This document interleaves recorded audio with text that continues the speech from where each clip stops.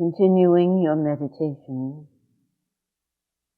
include these words of the great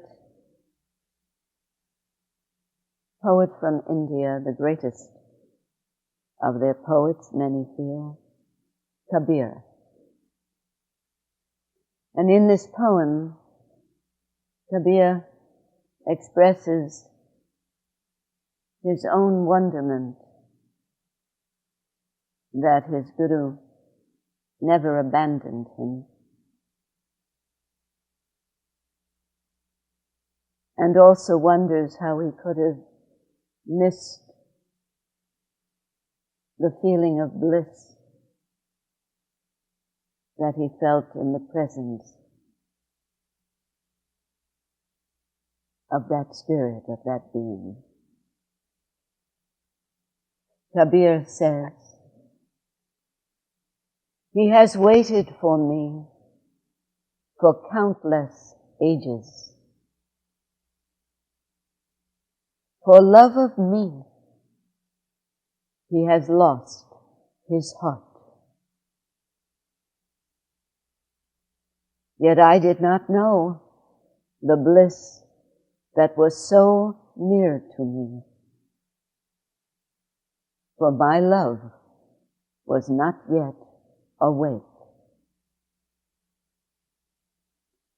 But now my lover has made known to me the meaning of the note that struck my ear. Now, my good fortune has come."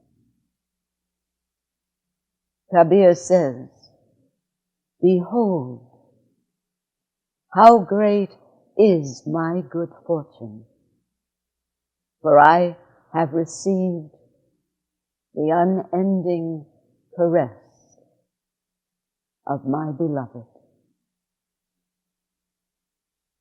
Kabir speaks of the divine love that awaits us all once we are prepared for it. But through meditation, we can catch a fragrance of that, because in the state of meditation, we find ourselves open and receptive to that love. It can come in the form of the unstruck sound, the anahat nadam, or it could feel as an embrace, or just a feeling of release, as all the tension and the pressure and feelings of separation drop away as a gift.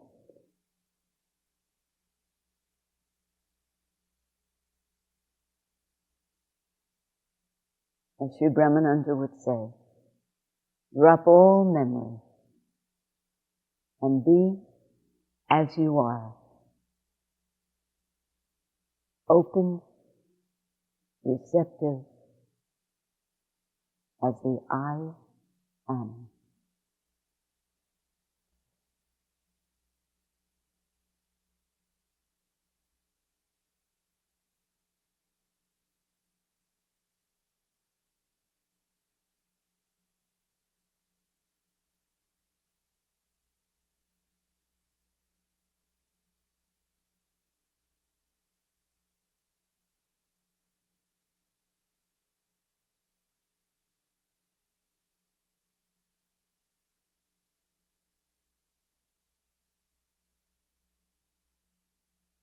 I was reminded of a story when the door banged before.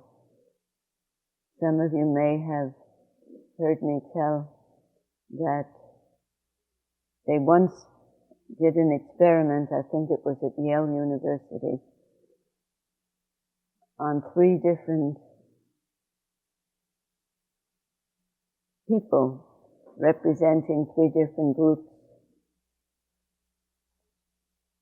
And what they did, they put people, actually there were 3 different groups.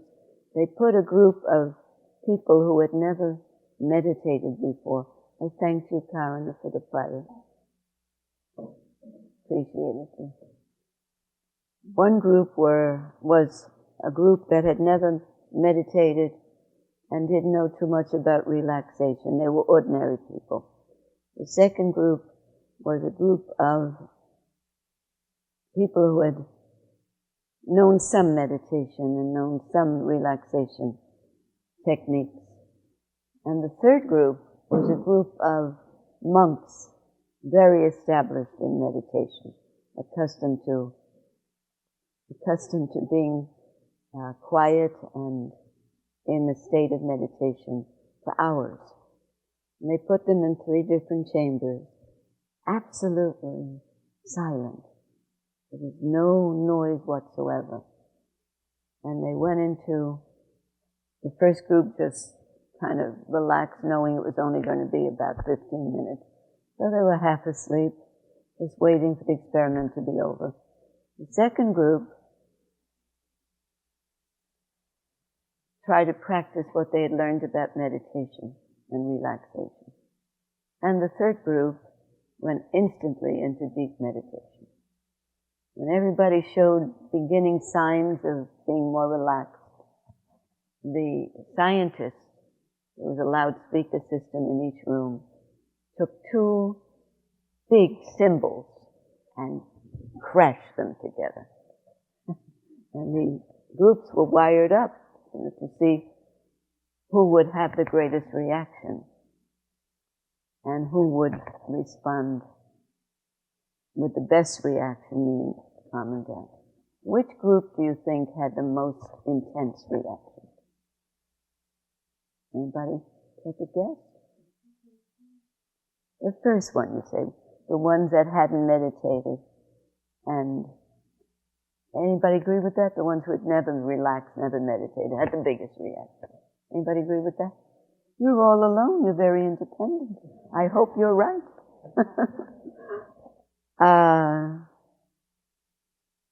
Actually, anybody else want to guess? Now that I said actually, you can wipe out one group. Which one? Huh? The monk. Gina says the monk. And Gina's right. But they jumped the most. And it showed that they had the greatest reaction, most intense reaction. Now, which group quickly moved back into the relaxed state? Which of the 3? The monks. Now we're getting. Why? How come though?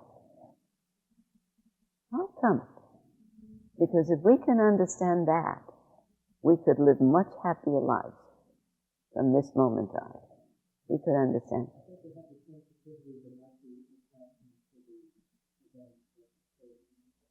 So they have the greatest sensitivity of the group. And where does the non-attachment come in? I mean, they can say, well, I'm not going to pay attention to that sign, to that sound. You're right. Attached to what? You're right. Well, that's the result. But the result is due to something.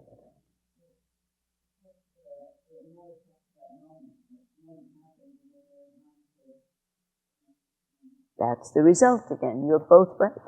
But what allowed them not to be attached to it? Does meditation ever involve memory or time, real meditation? State of meditation is a state of effortless witnessing. Effortless. So what allowed that was that they have the knack. They're accustomed to being in the moment. Whereas the first group, they were in terror that that was going to happen again. So they couldn't relax, thinking, this is a trick, this whole experiment is a trick to make me very nervous and to check my nervousness. So the first group absolutely reported that once they heard that sound, they couldn't forget it because they were expecting it again. The second group that had a little bit experience with meditation, relaxation, they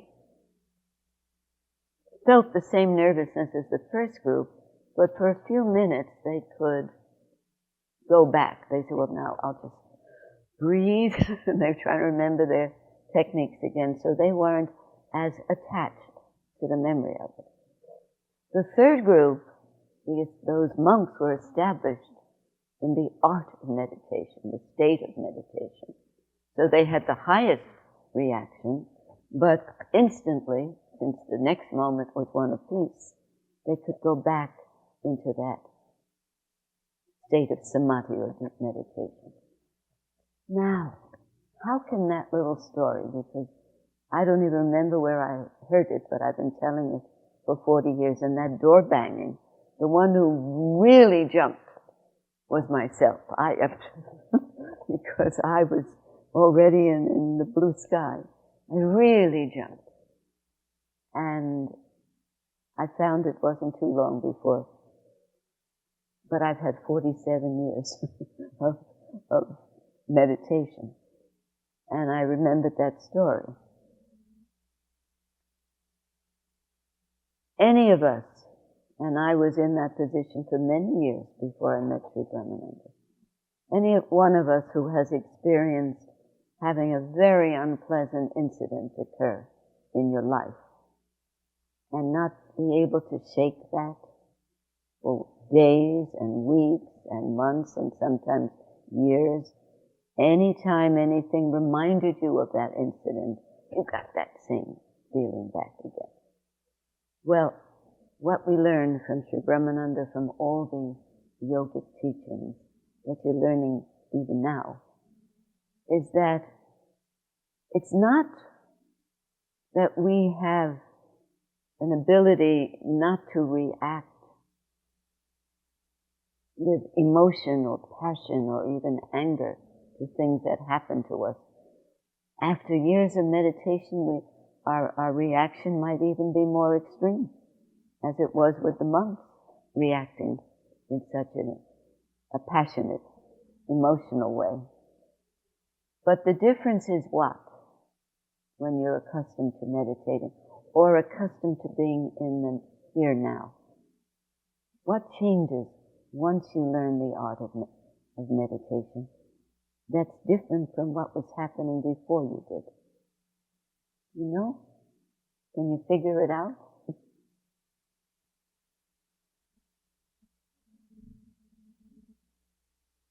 We're not dwelling on what happened, as that first group was dwelling. They were thinking, their minds were going, I thought this was an experiment in relaxation, but this is an experiment how soon they can drive me crazy. They were thinking in the extreme. Meditators, yogis, yoginis,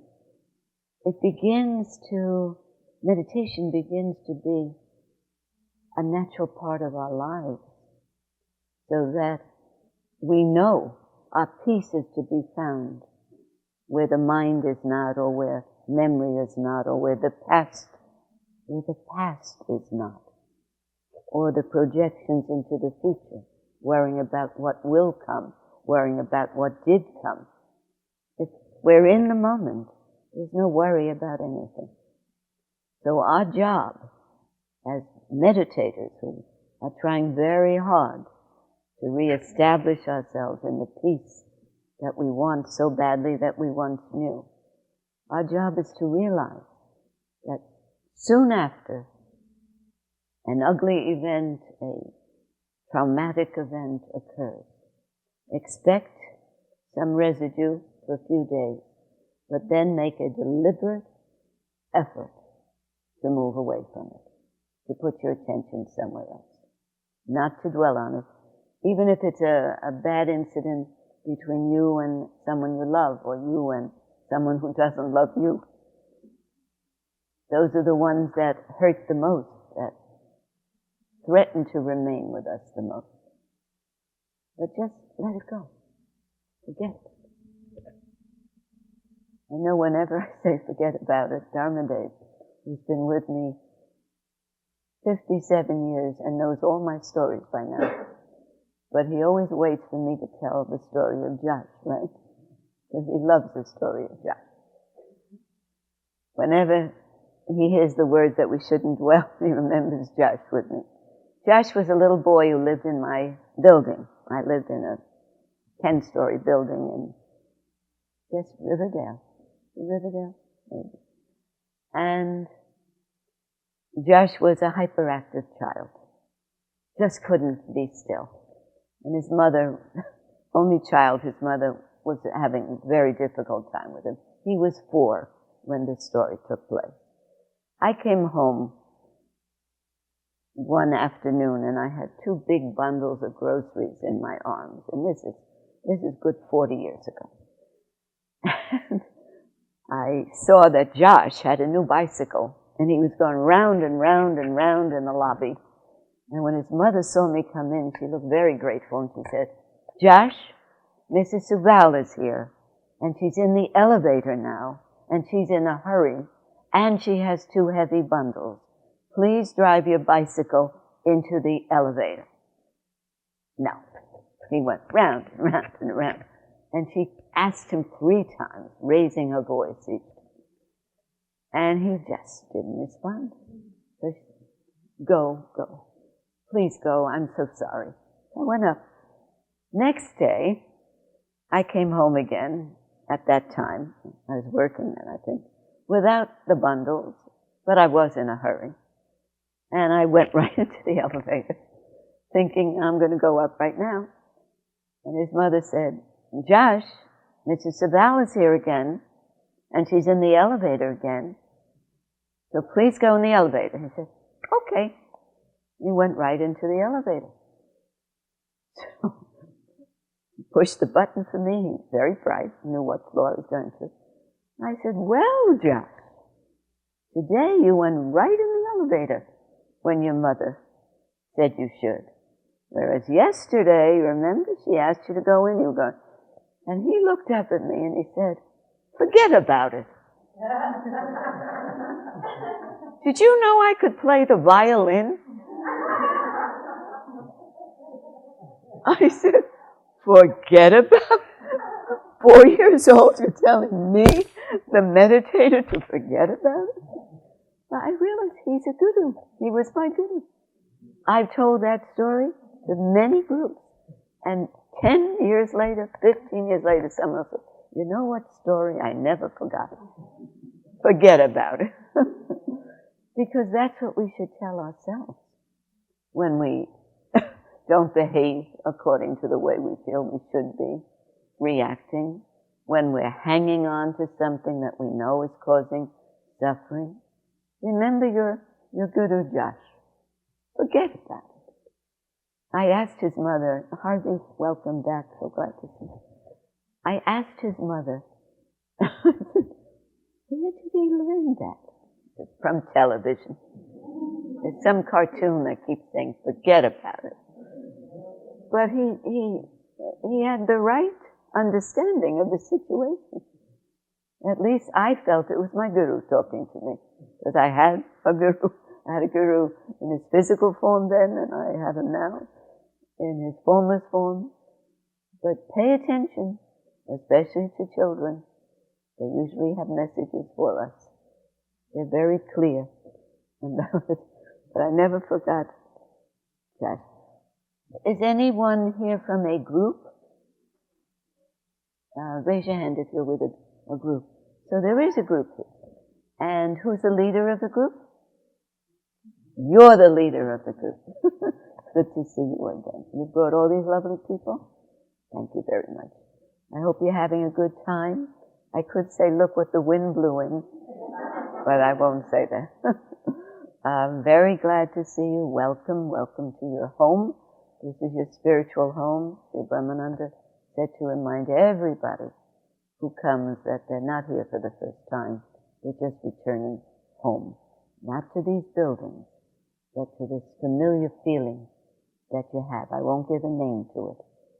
Somebody was in the afternoon group today, and I noticed that she was welling up while the discussion was going on. And later she said she doesn't know what's happening. She said, I'm not unhappy, I'm not sad, it's just that when I come here, it feels that everything's so familiar, that I'm listening to the truth of my life. And it was only the second time that she was at the ashram. Remember, you were there. So, a number of people, when they sit and listen to these teachings, unexpectedly begin to cry. Or they come up to Bharati or Mabha or myself, and they start to introduce themselves, and tears come. There's recognition, recognition of something very familiar, very moving to people. And it has to be that you're home. You know how it feels to be overseas? My friend Surat has just come back from India, and instead of saying, oh, it was fantastic, I'm sure it was, he said, it's so good to be home. There's something about home, but this is not an ordinary home, as you can feel. So think of this as your spiritual home, or any place that makes you feel so connected to your deeper self, so that you feel protected, you feel unconditionally loved, and you feel you may never be lonely again, not having a knowledge of this place. Does anyone want to ask anything about anything that has come up, including Josh? The major point he was making was the same point that was made in the Bhagavad Gita more than 5,000 years ago. Our suffering comes from dwelling. That's all. It's not any situation in our life. It's not any relationship in our life. It's not any lack of relationship. It's that we're dwelling on something we have known in the past, whether it's grief or joy. But dwelling on that will cause pain. You'll hear it in a reading tonight, one of Sri Brahmananda's. But does anyone have a question about anything that you've heard so far? How many of you feel that this is familiar to you in some way? That it's nothing new, but you're hearing it after a long time? Raise your hand. You see, you're ancient meditators. Guruji always said that the people who come after he leaves his body to this ashram are his oldest disciples. Can you imagine that? How does that make you feel? And what I say every week, because some of you have other gurus or have never had a guru, according to all the authentic gurus, every time we've sat at the feet of a guru, it's been the same guru in different forms. Whether it was Anandamayi Ma, the great female saint in India, or Shankaracharya, thousands of years ago, doesn't matter. If you're feeling that these teachings are familiar, what does it mean? It means you've heard them before. We don't remember, but they're part of our life in some subliminal form. I don't know if I tell that story of Josh for you or for me. I like it very much. I can still see him. He's 44 years old now. Little boy on his bicycle. He liked me very much. I was his chief disciple and he knew it. Okay. If you don't have a question or comment,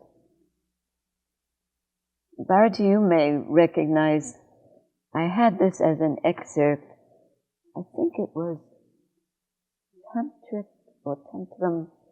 There's an essay in which Guruji tells this story. He says, Upanishad means scripture. I was teaching Sanskrit through the Upanishads, through the scriptures. For 6 months, a sweet lady had been hearing, instead of the word Upanishad, she'd been hearing Upanishad. Upanishad, in the place of Upanishad. One day, she gathered courage and asked, "Could you please tell me what is this Upanishad which you teach continuously for the last 6 months?" I realized what her problem was and replied, that means open your heart to God and shut your heart to worldliness. That's Upanishad. Upanishad means one must not only know, but one must feel one's being by abiding firmly in the Supreme Self, or by sitting in the radiance of the awakened ones. So, a nice story. And Gurdjieff goes on to say this: the person who is always becoming always needs. One becoming always needs. That means becoming is just the opposite of being. We can be in our beingness, or we can be busy becoming something other than what we are, right? Being and becoming. That's what Sri Brahmananda is speaking about. One becoming always needs for its completion another becoming.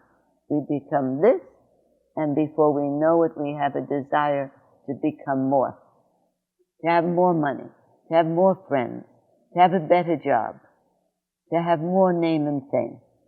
There's always something that wants more becoming. There is constant tension between that which is and that which should be. Unfortunately, a man who is caught up, or a woman, who is caught up in the network of becomings cannot avoid the next attraction of the next becoming. Mind is an ever lack. Ever lacking something. Gurdjieff called it later on, it's in the state of missing something, always. We get what we want, and there's still something missing, right? We know that feeling. Don't look at me as I don't know what he's talking about. Of course you know, I know. If I know, you know. In every becoming, the mind is positively missing something. Therefore, something that is missing is the center of all becoming. That's in the center of the cycle. Gurdjieff says this: know yourself as you are, without falling into the clutches of any becoming. Go deep within yourself, without any intention to become. And listen to the next phrase that Gurdjieff uses. It's on the blackboard. I was so struck by it. Go deep within yourself without any intention to become, because every intention brings inner tension. Every intention. It's like being in a state of tension. Every intention brings inner tension. And as long as there is tension, so long you have to know something is missing. Why is that? I asked it in the afternoon group for the people who weren't coming here tonight. So if anyone's here from the afternoon group, you cannot tell the answer. I know you remember. Why is it? Because that's kind of popular now, that you set your intention and you move with discipline towards it. You're just saying, don't do that, because that will always bring inner tension. Why is that? What happens when we set an intention, like setting a goal? Why does it bring tension? Focus on the future, and what happens if the future does come and our intention isn't realized? Then we suffer. In the afternoon, I don't want to repeat the whole talk, but in the afternoon somebody said, I don't know, it's not always bad to have a good intention.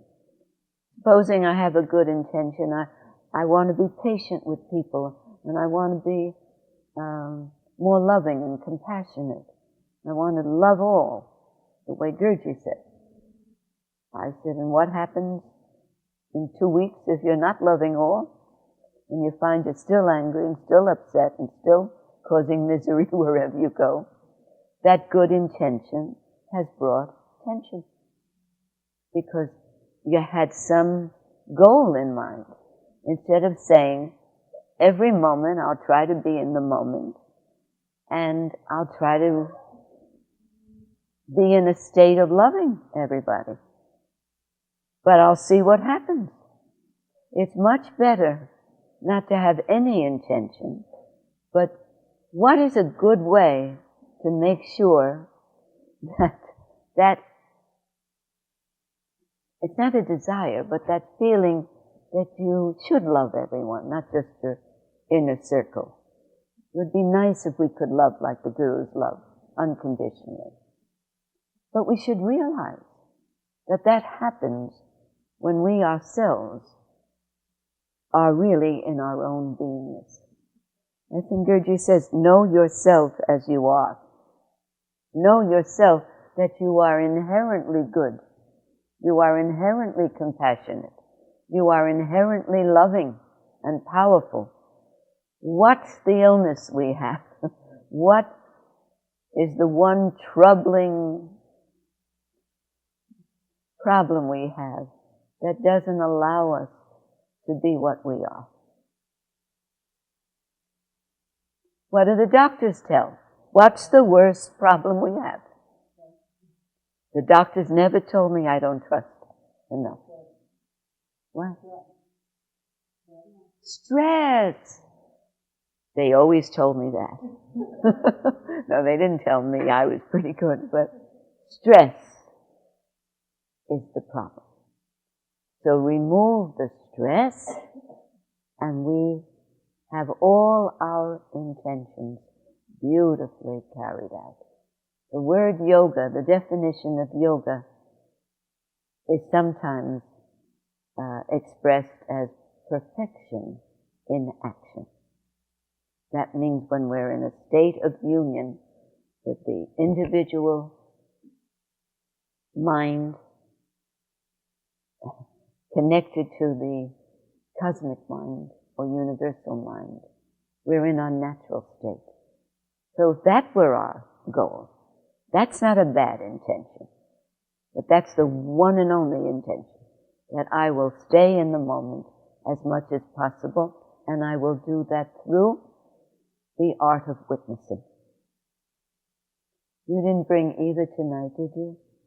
Because I would have told you you left her in the car. How is she all right? I've missed the three of you. Okay. It's not an easy lesson, this one. Because that means we have to take hold of our errant mind and say, you're the one. You're the problem causing me all the stress. So I will simply ask you to take a back seat for 15, 20 minutes while I put myself in proper condition to deal with you. It's like talking to a child that's overactive like Josh. Let mother first be herself in good condition, then I will deal with you. But the mind is like an errant, overactive, psychologically psychotic 4-year-old. And we have to treat it like that, with affection. You have to be very affectionate. It's not its fault. It was conditioned to be that way. But we have to separate ourselves from that and recognize that we have to take control of the mind. And the only way we can do that is by transcending the mind, going above it, above the storm. Anybody have a question about that?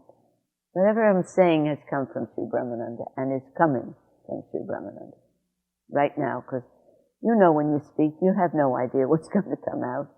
I don't have a lesson plan as they do in school. I just choose the readings, and when I feel there's a need to comment on what has been written, filling in some of the gaps that Gurji filled in other papers, I'll come in there. But everything that sounds wise is Gurji. So, anybody have a question or comment? Anything? All right, I'm not through with this yet. I only read every week 3 or 4 paragraphs of Gurji's writing or talks, because they're so 2 or 3 sentences would keep us busy for months trying to apply that in our lives. And he says this: discover yourself, meaning your true self, not according to anybody else, but discover yourself as you truly are. Discover that you are eternal existence. The whole universe is our existence as consciousness.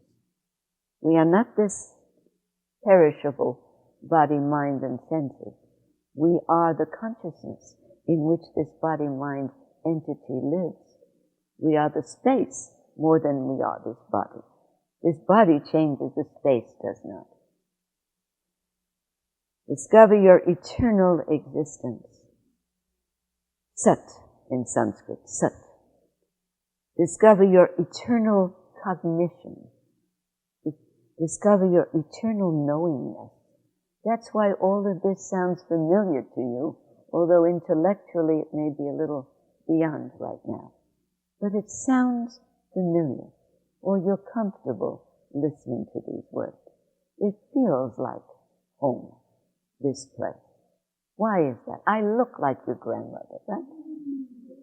Everybody says, you look like my grandmother. And that's because apparently that person loved her grandmother. Because when we're here, every one of us is closer to our real form.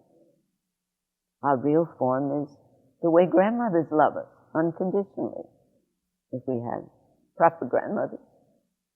They're not responsible for us. They can just enjoy us. Well, the gurus feel the same. They're not responsible for us. They can only show by example. But they love us unconditionally.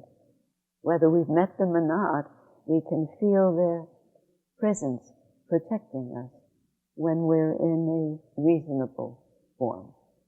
Or even when we're not in a reasonable form. We're alive. We have somehow survived the worst of the calamities in our lives. We're here. We're still functioning. How come? Not from anything we did. There is a protective force around meditators, because meditators have meditated for lifetimes and earned that protection. We've been always seeking out places like this. It's a magnetic pull. Okay. So discover our eternal existence, our eternal cognition, and our eternal bliss. That's a hard thing to put our arms around. That if we just remove the covering that the ego has planted on us, has placed on us, is a better word, veiling the truth of our lives. If we can remove, you peel an onion, we can remove each veil, each covering, each, skin of the onion. You peel each one off. And you cry as you do. In this, you don't have to cry. You jump. You don't peel each one off. You jump out, or you jump into the center of the onion. What's in the center of the onion? Nothing. There's a space in the middle, at the end, right, Carolyn?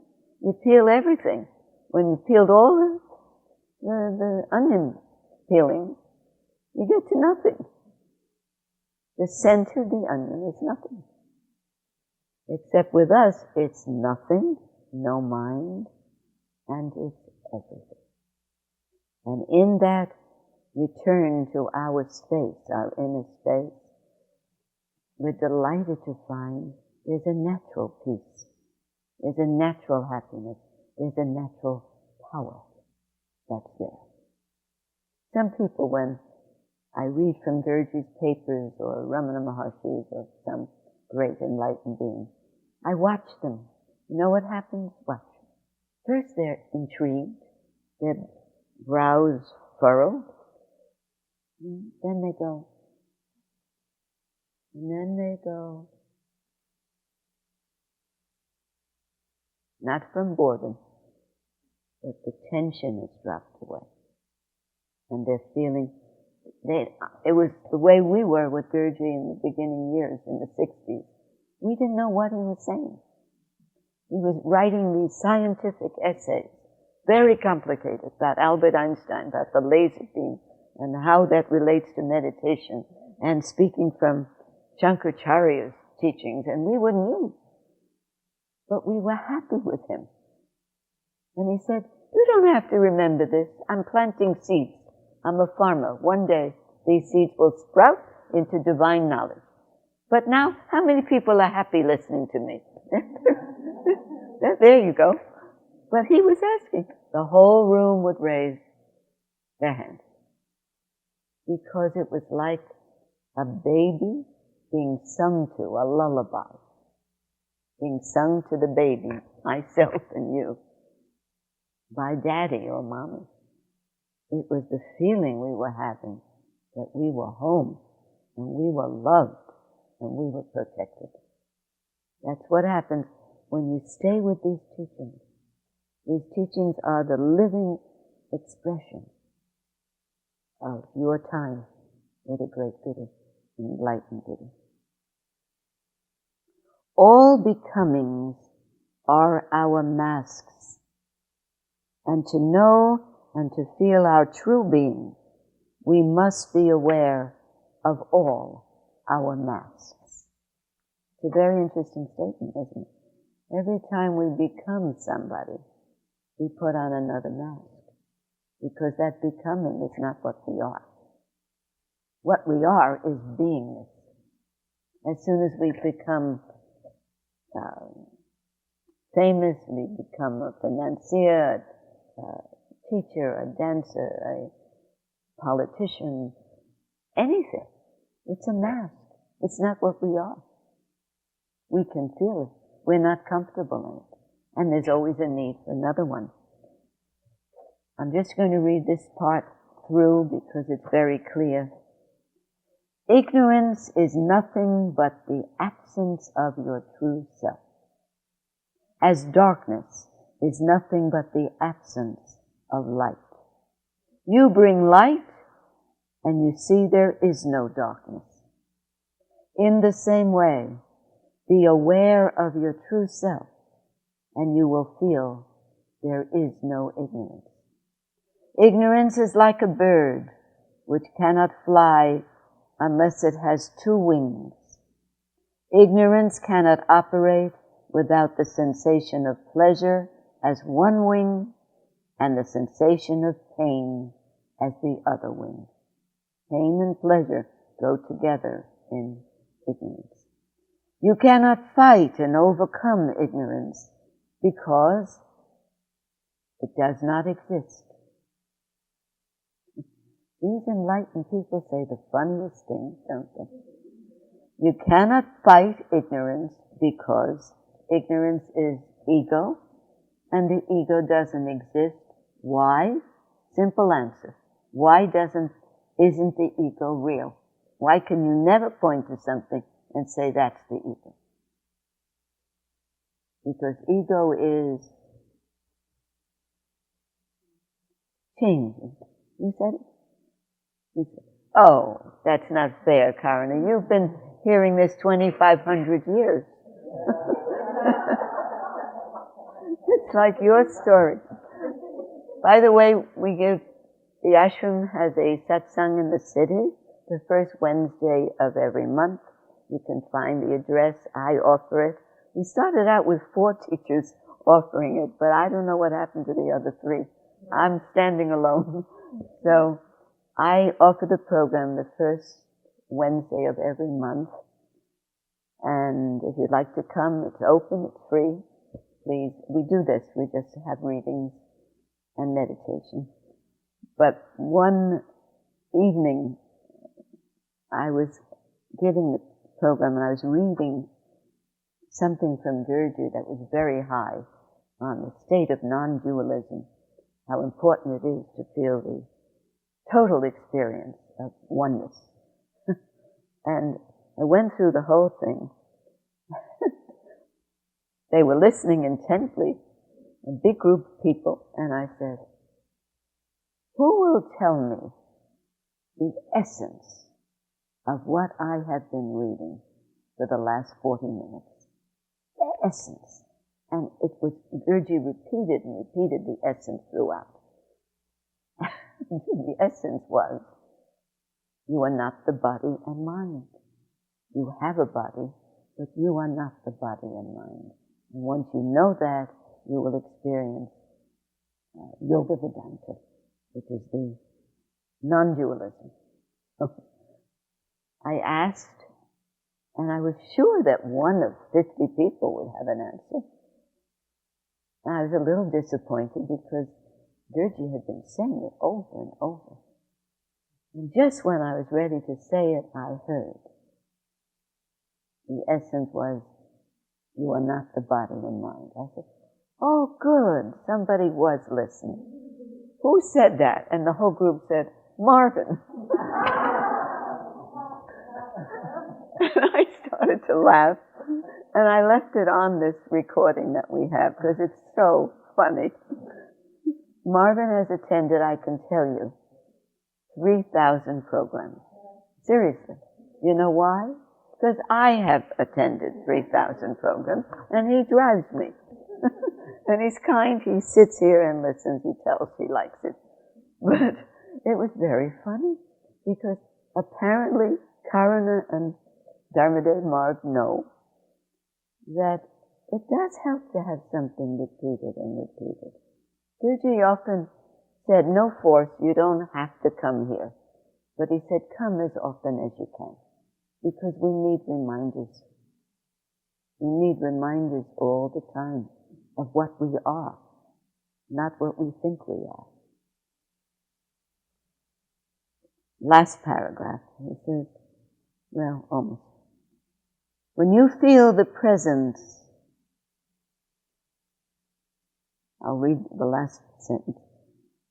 You cannot fight and overcome ignorance because it does not exist. It exists only as absence of something, and that something is your own self. Want some water?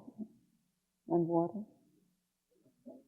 When you feel the presence of the light of yourself, naturally, then there is no ignorance. Wherever there is smoke, there is fire. So wherever there is feeling and sensation of pain and pleasure, there is positively ego. Where there is no fire, there cannot be smoke either. So also, where there is no ego, there cannot be sensation and feeling of pain and pleasure either. Final paragraph. I love this line of Gurdjieff's. All of them I love, but all the enlightened ones are poets. They write as poets. And Gurdjieff writes, life is the flow of eternity. There is no past, no present, and no future. There is only the present, the now. But without the past and the future, the present is a mere name, right? The present depends on the other two, otherwise it would have no meaning. Without the past, you can't say this is the present. Everything would be now. The past and the future are only the vibration of the ego. By transcending ego, one feels the true present, the true now, which is transcending the past, the present, and the future of your ego. I'll read it again. The past and the future, when you're worrying or dwelling on the past or worrying about the future, what's vibrating? The ego. What is the ego? The past. What is the past? Memory. It's the memories vibrating. It's the ego vibrating. By transcending the ego, one feels the true present, the true now, which is transcending your whole past, even the present and the future of the ego. The now is different from the present, isn't it? The present still has duration in it. We say, this is the present, you mean sitting here, listening to me, hearing these words, that you think is the present. No. That's the present. Any now that has no past and no future. That's the real present, that's what he's saying. Tomorrow, I want to warn you, they may say to you, what kind of a crazy place have you brought us? You think they'll say that? Because I know some of these lovely people, by hearing these statements, they think for the first time. But if it's bringing you any delight at all, if it's kind of giving you a feeling of, I guess the word I'm looking for is aliveness, like you're really here. It's a passionate moment to listen to the truth of your lives. I never thought I could find anything that could hold me besides Marvin for more than 20 years, or 10 years. It's almost 50 years. I'm becoming excited about these teachings. You can see I'm very excited. I'm perspired. It's very intense for me. I love this. It's like falling in love all over again. When you really grasp that this is going to explode a life of suffering and bring you back into the life that they live. Always cheerful, always stimulated by new people, new things happening, by the sun rising, by the moon, full moon, or the eclipse of the moon, or cheesecake, anything. Excited, these great enlightened beings, because many of them came here, a number of them came here. They loved everything. They say, what is this? This is not a chair. What is it called? Backrest. Oh, backrest. I will sit in it. This is not giving my back rest. But anything new. And we know people like that, who stay young because the now is the most exciting time of the day for them. The now, the now, the now. They never get old, those people. They remain like that. He was ever young. So now that I finished only 3 paragraphs, I could give this out to everyone, and you could read this every morning, and it would start your day off in a different way. Bharati, did you happen to remember the name of the essay? Tantram booklet. Huh? Yeah. But I had it in a booklet form. Nirvanam Tantra. Keys to Nirvanam Tantra.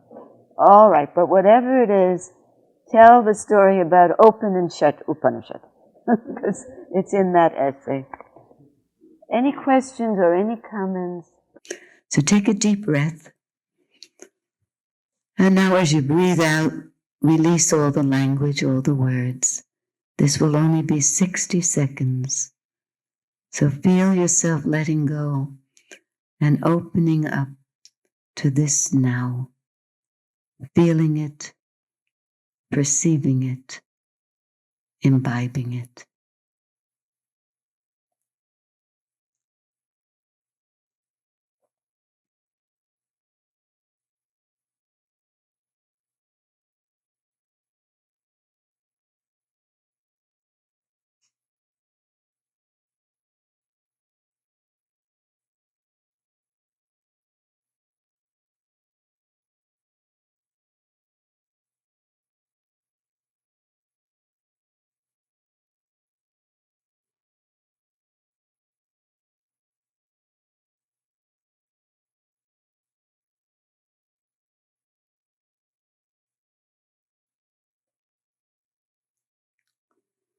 Sometimes it only takes 1 minute to reconnect with your real life, your real home. I am that I am. That is our home. Krishna Devi, would you lead us in our traditional prayer?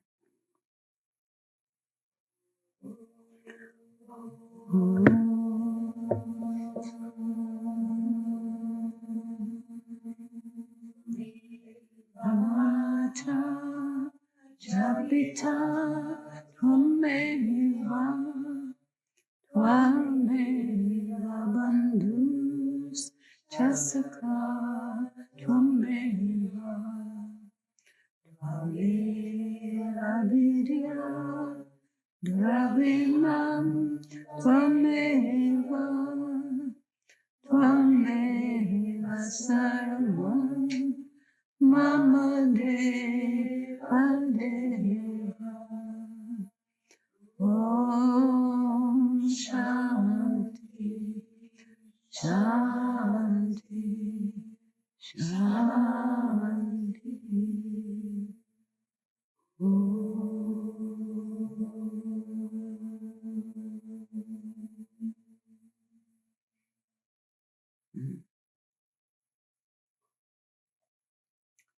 Thank you, Krishna Devi.